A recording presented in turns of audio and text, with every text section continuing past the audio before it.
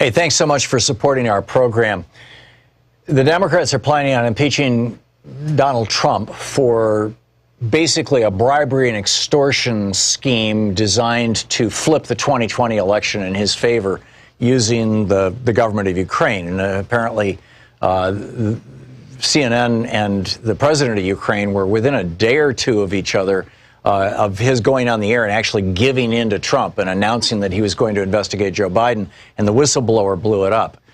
But that's just the tip of the iceberg. And I'm personally inclined to think that the Democrats need to put together a complete bill of particulars and just consider some of the things. There were 10 specific instances of Donald Trump trying to obstruct the FBI and Robert Mueller's investigation into whether Russian or other governments were interfering in the 2016 election. 10 different obstruction of justice charges just for that, just for 2016.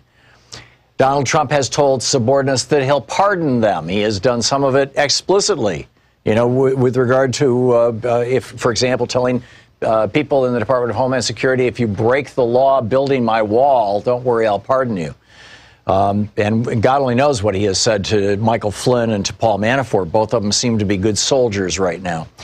He's defied Congress by seizing appropriation power for himself. He's just said, this is it. I can spend money. I can impose tariffs, for that matter, using emergency powers that, were not designed for the kinds of tariffs he's imposing. And it's the reason why they're not working, frankly. He refuses to follow the law. For example, there's a law that says that if the chairman of the House Ways and Means Committee asks for the tax returns of the president, the IRS shall turn them over. Well, the IRS is not doing that because Steve Mnuchin is saying no, the Treasury Secretary, and Mnuchin, of course, is saying no because Donald Trump is saying no because he doesn't want us to know how broke he is. He has broken campaign finance laws. He paid off Stormy Daniels and Karen McDougal to not say anything in the months before the election of 2016, thereby helping flip the 2016 election. I think if these two women had come out with their stories, as they were planning on doing in September, October of 2016, there's no way Donald Trump would have gotten enough votes in Michigan, Pennsylvania, Wisconsin to win in the Electoral College, even though he lost the general election by 3 million votes. He would have lost by 5 million votes. Straightforward stuff.